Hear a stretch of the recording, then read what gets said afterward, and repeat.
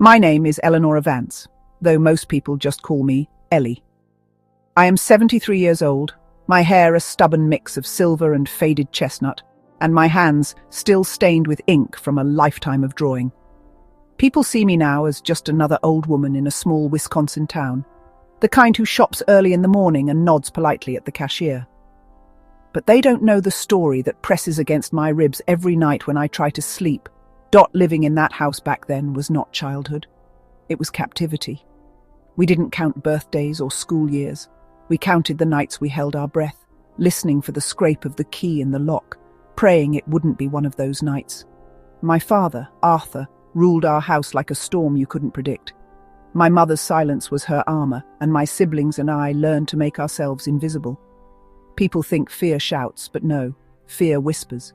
It teaches you to walk lightly, to hide your laughter, to swallow your questions. It was the unspoken language of our home, and for years I thought silence was survival. Until the day came when I, just 16 years old, stood in that tiny, suffocating bedroom, clutching a small bottle of lubricant I had stolen from the kitchen cabinet. My hands trembled. My heart raced so loud I was sure he'd hear it through the walls. That was the night I decided I wasn't going to be his prisoner anymore. That was the night I chose to rewrite my own fate. But what happened next is something no one in our neighborhood ever knew, because if they had, the whole city of Milwaukee would have gasped. I was born in 1952 in Milwaukee, when the city still carried the smell of coal smoke and fresh bread from the corner bakeries. Our house stood in Leighton Park, a neighborhood of little wooden homes lined up like soldiers, each with its white fence and patch of lawn. Ours was painted pale blue, chipped in places, but to the outside world, it looked like any other happy family home. Inside, though, happiness was rationed. My mother, Margaret Vance, was a schoolteacher who could light up a classroom with patience, but at home her smile was careful, guarded. My father, Arthur, worked for the postal service, a man of routine. 6 o'clock sharp, the sound of his boots on the porch, the turn of the key. That key became our daily weather report. If it turned soft and steady, the evening might be calm. But if it twisted fast, sharp and angry, oh, then we knew the storm was coming. We'd scatter like shadows, shrinking into corners, praying not to be noticed. I shared a tiny bedroom with my older brother, Walter, and my younger sister, Clara. We made that little space our kingdom. We built forts out of quilts, whispered stories under the covers, and drew imaginary maps of places where no one yelled and no one hit. We tried to laugh, to keep childhood alive, but the walls of that house soaked up every fear, every unspoken cry. I remember one night, I must have been 7, Walter whispered to me, "Ellie, if we stay quiet enough, maybe he'll forget we're here." I nodded, clutching Clara's hand. Children shouldn't have to think that way, but in Leighton Park, behind our peeling blue walls, silence was survival. And yet, there were mornings when sunlight spilled in through the curtains, and for a few hours, we almost believed we were normal. Mum's homemade bread with grape jelly, Clara chasing butterflies in the yard, me clutching my brown leather satchel on the way to school. On those mornings, I thought maybe, just maybe, the shadows had left for good. But shadows always return. And the older I grew, the darker they became. I was 9 years old the first time I saw my mother cry. Not the quiet sniffles of a tired woman, but real tears, heavy with shame and pain. It was a Sunday morning, the kind that usually smelled of fresh coffee and bacon. But that day, the air was thick, sharp, wrong. I crept out of bed and padded into the hallway, expecting to see my mother stirring the skillet. Instead, I found her leaning against the stove, her eyebrow wrapped in a clumsy bandage of dish towel and tape. At the table sat my father, sipping his coffee like nothing had happened, his knuckles raw and red. The silence in the room pressed down like a weight. I froze in the doorway, too young to understand, too old not to feel it. My mother glanced up and saw me. She forced a smile, the kind that didn't reach her eyes, and shooed me back with her hand. "Go on, Ellie, back to bed." But later, I saw her again, by the laundry sink, hidden behind piles of sheets. She thought she was alone. Her shoulders shook as the tears spilled down her cheeks, and she pressed a damp towel against her face as if it could absorb more than water. That image carved itself into me. The strongest person I knew, my mother, the one who could face down 30 restless schoolchildren with nothing but a firm voice and gentle hands, was breaking. Quietly, alone. I stood there, barefoot on the cold floor, paralyzed. A child doesn't have the words for this kind of grief, but I felt it anyway. A tightness in my chest, a fire in my throat, a wild, impossible desire to protect her. But what could a 9-year-old girl do against the storm we lived in? Nothing. So I went back to my room, lay under the covers, and hugged Clara close, whispering, "Don't worry, I'll take care of you." I didn't know how yet. But that morning, watching my mother's hidden tears, I made a silent promise to myself.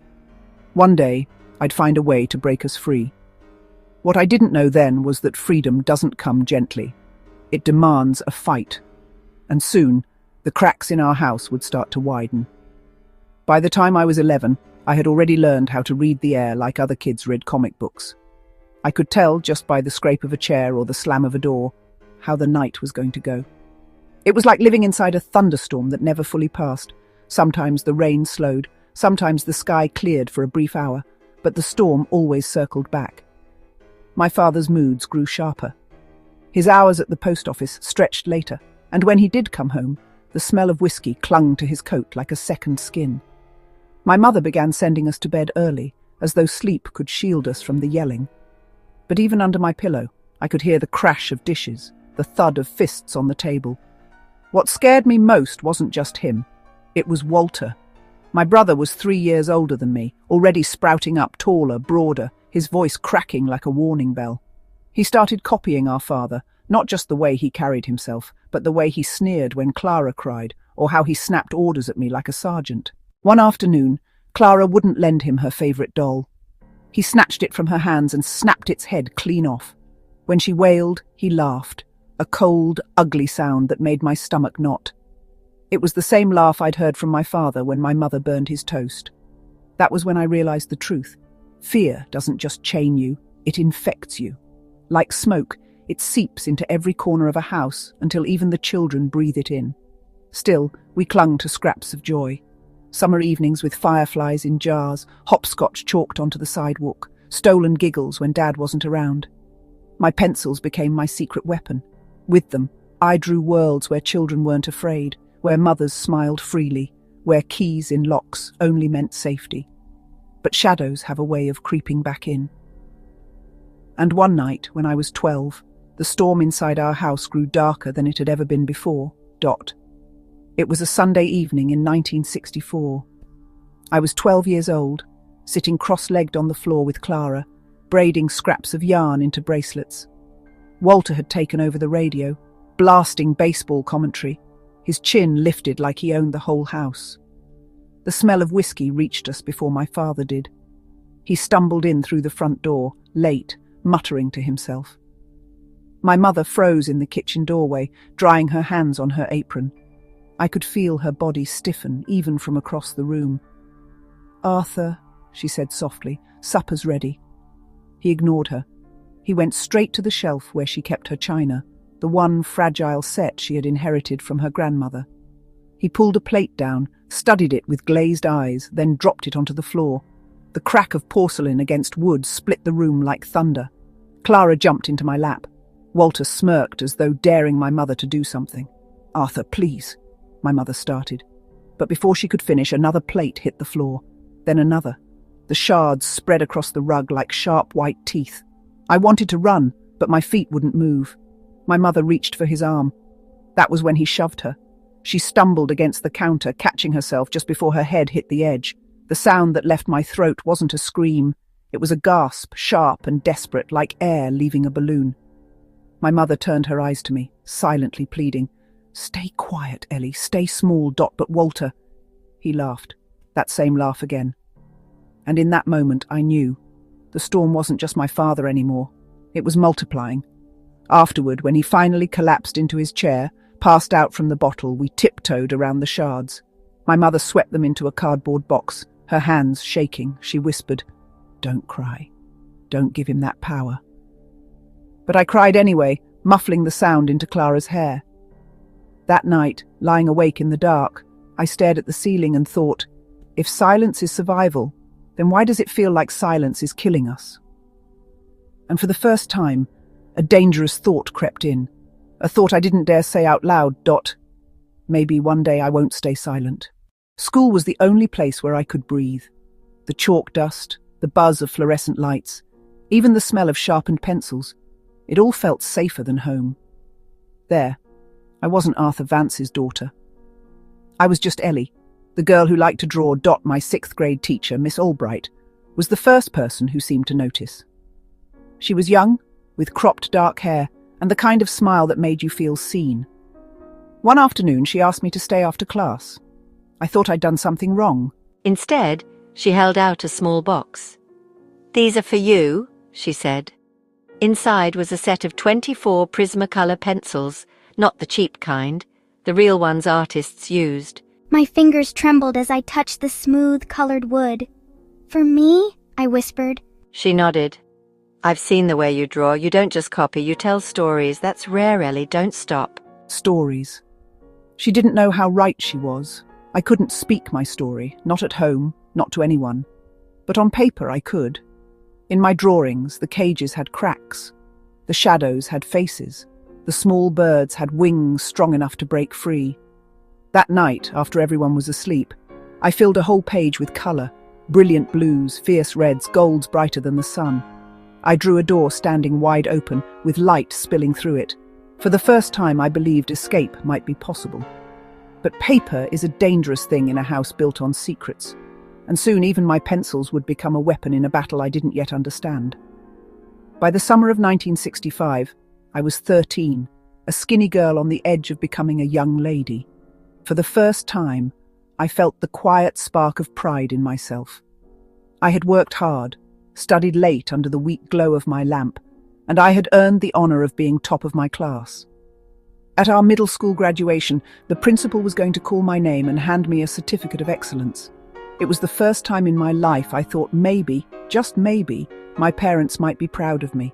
My mother helped me secretly sew a dress for the occasion. We used leftover fabric she'd tucked away in an old box, a soft sky blue cotton. It wasn't fancy, but it was beautiful to me. Each stitch felt like a piece of hope, a reminder that I wasn't invisible. The night of the ceremony, I put on the dress and looked at myself in the mirror. For once, I didn't look like a frightened girl. I looked like someone with a future. But when my father walked in, everything shattered.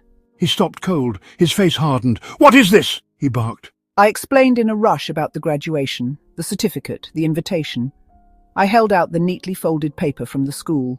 He snatched it, ripped it into jagged pieces and threw them at my feet. "You think I'll let my daughter parade in front of the whole city? For what? So boys can stare? Absolutely not." My mother tried to reason with him. "Arthur, she's worked so hard." "Shut your mouth," he snapped, his voice slicing the room like a whip. I ran to my bedroom, tears staining the fabric of the dress we had sewn together. I curled up on the bed, hugging my pillow, still wearing the blue cotton. From the living room, I could hear him ranting about how women didn't need certificates, only obedience. That night I fell asleep in my dress, dreaming of the stage I would never walk across, the applause I would never hear. But what stayed with me wasn't the certificate. It was the look in my mother's eyes as the paper tore, the look of a woman who had spent her life hiding in silence, watching her children's light dim, one by one. It was then I realized my dreams were dangerous in his house, and dangerous things didn't survive long. The week after the graduation disaster, I walked into school carrying a hollow ache where pride should have been. I kept my head down, afraid someone would ask why I hadn't gone to the ceremony. But of course Miss Albright noticed. She always noticed. After class, she called me over. On her desk lay a small, hard-covered notebook with thick, cream-coloured pages. She slid it toward me. "Ellie," she said softly, "I can't pretend to know what's happening at home. But I see your drawings. They're speaking even when you don't. This," she tapped the notebook, "is for the things you can't say out loud. Paper is patient. Let it hold your truth until you're ready." Her eyes met mine, steady and kind, and for a moment I almost broke down right there. Instead, I nodded, clutching the notebook to my chest like a life raft. That night, after everyone was asleep, I opened it under the dim light of my lamp. My hand shook as I pressed the Prismacolor pencil to the first page. I didn't draw pretty flowers or houses this time. I drew the scene of my graduation night, a girl in a blue dress standing on a stage made of broken glass, while shadows loomed over her. Then I wrote, "Not much, just a sentence, I am still here." From that night on, the notebook became my confidant. Each page held my fears, my hopes, my silent screams. I filled it with drawings of cages and birds, of locked doors and keys, of a little girl standing in the corner of a room too dark for the sun to enter. I hid it under my mattress, terrified that my father would find it. Yet every time I wrote or drew, I felt a little lighter, as if the notebook was swallowing the weight I carried. It was the first secret I had that belonged to me, not to him, not to fear. But secrets in a house like ours were dangerous, and one day, that notebook would nearly cost me everything. It was the summer of 1967, the year I turned 15 when the storm truly broke. Until then, we had lived on the thin thread of my father's paycheck from the post office. He wasn't reliable, but at least there was money for food and bills. That year, even that thread snapped. He came home one afternoon with bloodshot eyes, his postal bag slung carelessly over his shoulder. He slammed it onto the floor so hard the lamp on the table rattled. "They fired me," he growled, pacing the room like a caged animal. "Those jealous fools. But they'll see. I'll show them all." My mother's lips parted, but no words came.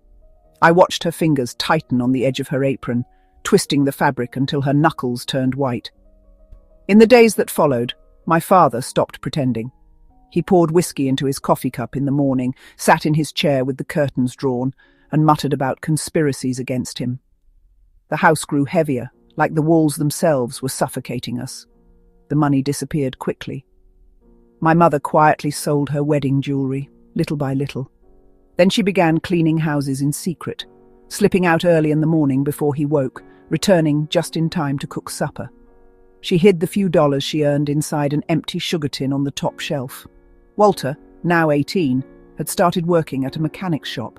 For a brief moment, I thought he might step up, maybe help us. Instead, he spent his paychecks on liquor and brought his friends into the house on weekends. Loud, reckless boys who laughed too hard and looked at Clara and me in ways that made our skin crawl. One Saturday, when my father was passed out on the sofa, Walter's friend Vince cornered me in the kitchen. His breath reeked of alcohol as he leaned in, smiling too wide. I froze. But then my mother appeared, her voice sharper than I had ever heard it. "Leave my daughter alone. Out, now." It was the first time I saw her defy someone outright. But before Vince could respond, the sound of a chair crashing in the living room made us all jump. My father had woken. In seconds, chaos erupted.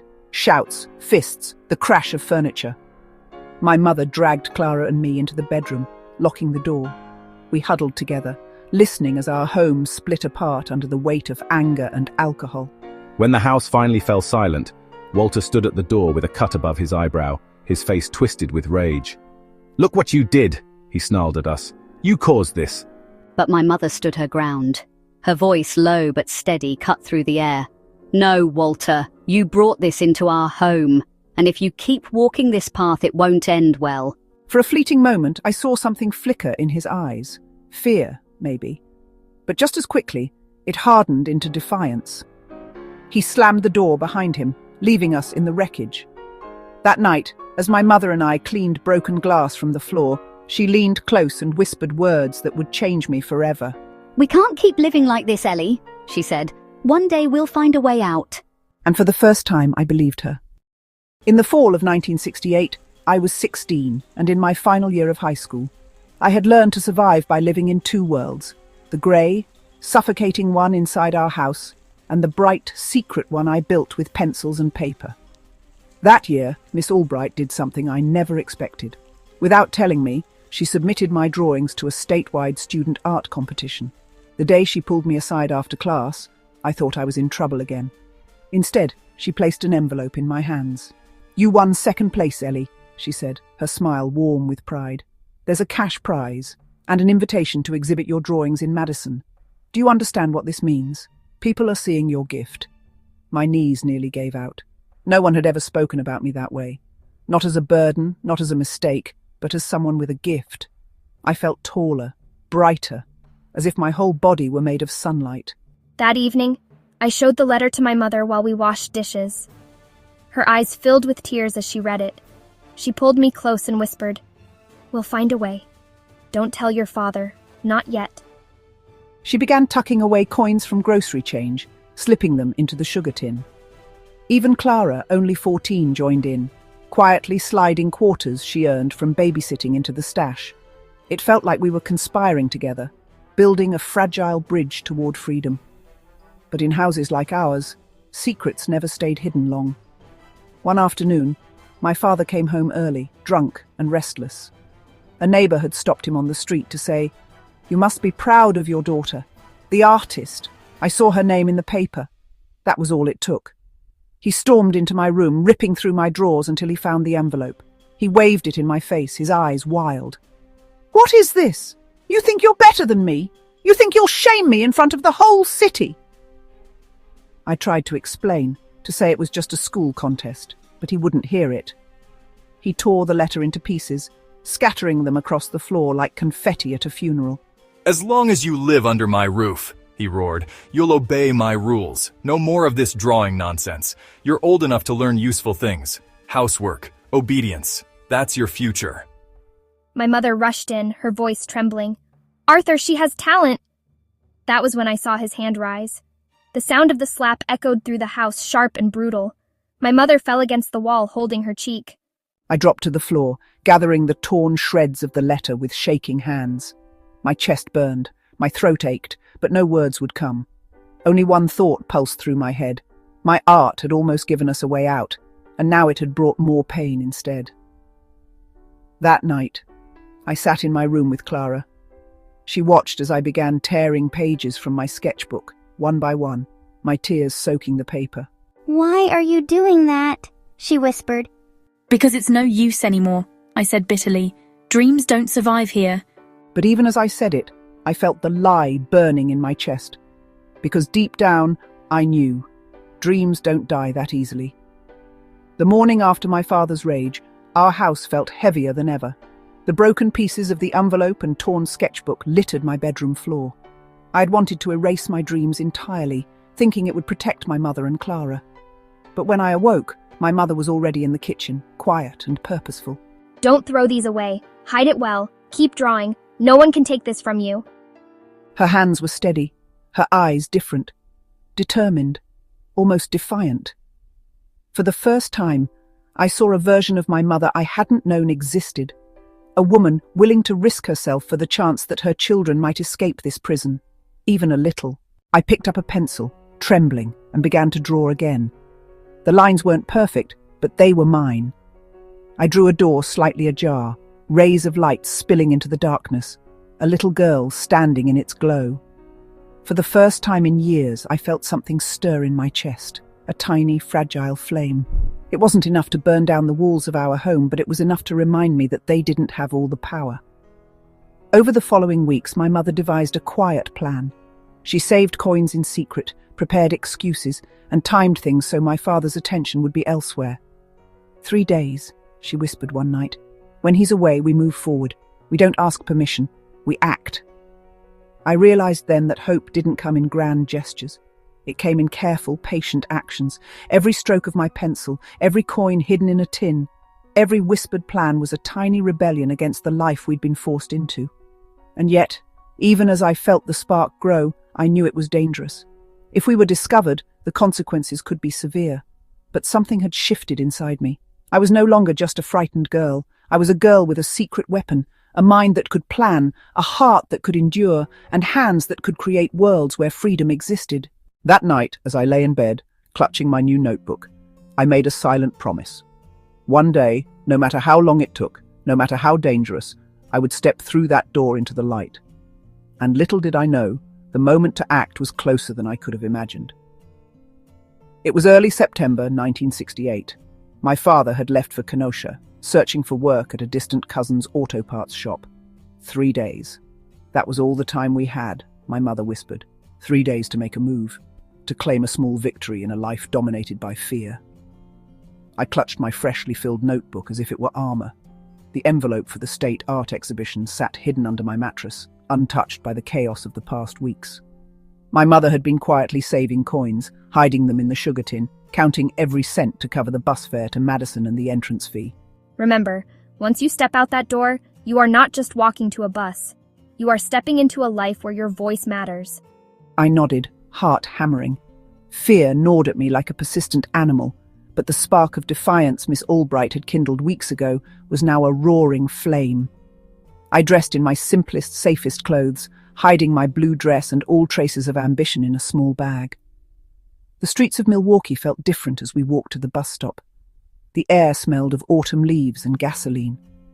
Every step I imagined my father returning unexpectedly, his anger finding me before I could escape, but my mother's hand in mine grounded me. The bus ride was long, each mile stretching tension across my chest. I held my notebook close, feeling the weight of every untold story, every secret drawing, every tear-soaked page. When we arrived in Madison, I stepped onto the city streets with a mixture of awe and terror. People bustled past, unaware of the life I had left behind. The gallery where the exhibition was held was bright, filled with the smell of varnish and polished wood. I could see my drawings displayed on the walls, my birds, my cages, my doors ajar with light spilling out. People were moving closer, reading the little plaques. My chest swelled as whispers of admiration reached my ears. For the first time in my life, I felt visible, not just to strangers, but to myself. I had crossed a threshold. I'd stepped into a world where my gifts mattered. But just as I began to breathe, I noticed movement in the corner of the room. A tall man, shoulders broad, face hardened, the unmistakable figure of my father returned early. Stay calm, we can do this. And in that moment I understood the truth. Freedom would never come quietly. It would be fought for, seized in defiance, and held with courage. The next few moments would decide whether my light could shine or be snuffed out forever. Don't back down. You've worked too hard for this.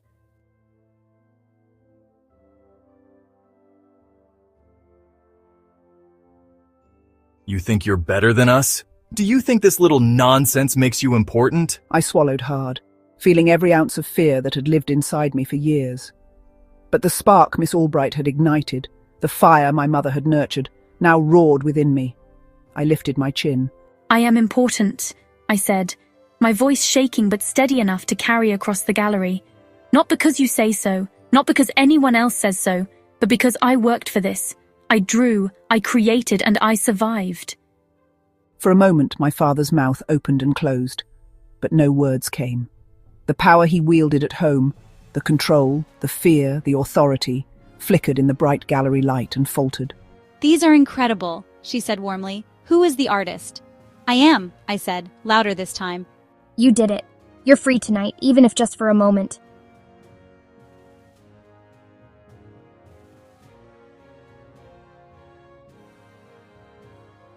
In that moment, I realized that freedom didn't need to be perfect, and courage didn't need to be loud. Sometimes, it was as simple as stepping into the light and claiming the life that had always been yours, even if the shadows tried to pull you back. The ride back to Milwaukee was quiet. I stared out the window, watching the autumn trees blur past, their golds and reds a reminder that change was always happening, whether we wanted it or not. My mother sat beside me, holding my hand, and I felt the first real warmth in years. We hadn't defeated my father yet, but we had claimed a small, undeniable victory. When we walked through the front door, the house looked the same creaking floorboards, the same pale walls, but everything felt different. I could breathe. The air seemed lighter, almost fragile, like it had been waiting for courage to return. Walter was at the table, arms crossed, face dark with suspicion. My father sat in his chair, eyes wary, but neither of them shouted. The storm had passed, at least for now. I realized that they could rage, they could scold, they could try to control me, but they could no longer erase what I had claimed for myself. I went straight to my room, pulling the notebook from beneath the mattress. Every page felt sacred now, a testament to survival, hope, and defiance. I didn't need anyone's permission to keep dreaming, to keep drawing, to keep existing fully as myself. My mother leaned against the doorway, smiling faintly. You've changed things, Ellie, she said. Not just for you, but for all of us, and maybe one day for Walter too. I nodded, a small smile tugging at my lips. The shadows were still there, lingering in corners, but they no longer held all the power. I had learned to carry light within me, and sometimes even the smallest flame could illuminate an entire house. That night I drew again, not a door ajar, not birds in cages, but a family of birds in a sunlit meadow, free and unafraid. Can I draw too? Of course. The storm had not ended, but a spark had been lit, and sparks, no matter how small, have a way of igniting revolutions. Years passed, but I never forgot that feeling, the first time I stepped into the light of my own courage. By the time I turned 75, I had moved far from Milwaukee. I lived in a small house on the outskirts of Madison, surrounded by paintings, sketchbooks, and memories both painful and triumphant. My mother had passed quietly a few years earlier, leaving me the sugar tin filled with coins we had saved together. Clara had grown into a strong, gentle woman, and Walter had eventually faced the emptiness he carried and began to rebuild himself in small, silent ways. But for me, the real victory had never been about revenge. It was about survival, reclamation, and finally, freedom. On a crisp September morning, I received a letter in the mail, a call for a retrospective exhibition at the State Museum. They had discovered my work through archives and wanted to celebrate my life as an artist. My hands trembled as I read it. I realized then that the world could see me. The world could witness my story, my pain, and my triumph. And in that realization, I understood something profound. My father's control had been absolute only while I stayed silent. My courage, my art, my voice, they were never his to take. That evening, standing in the museum, surrounded by my drawings, the cages, the birds, the open doors, I spoke to the crowd. I told them about fear, about survival, about the power of small rebellions. People listened, some with tears in their eyes, others with wide-eyed admiration. But one thing was clear, the story had outgrown me. And then in the crowd, I saw a young girl clutching a notebook, her eyes full of wonder. She reminded me of myself. I smiled. "Keep drawing," I whispered to her as I passed. "Keep writing. Never let anyone take your voice." That night, I returned home and sat by the window, looking out at the quiet streets. For the first time, I felt the full weight of a life reclaimed.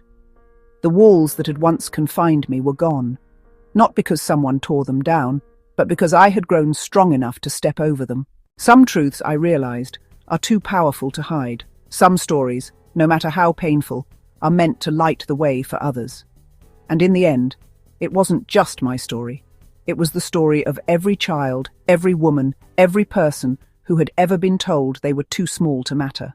I closed my eyes and let the memories wash over me, not as chains, but as proof of survival, resilience, and the unshakable courage of a girl who refused to be silenced. And in that moment, at 75, I finally understood. I had rewritten my fate. The cage was broken, the light was mine, and the world could finally see it.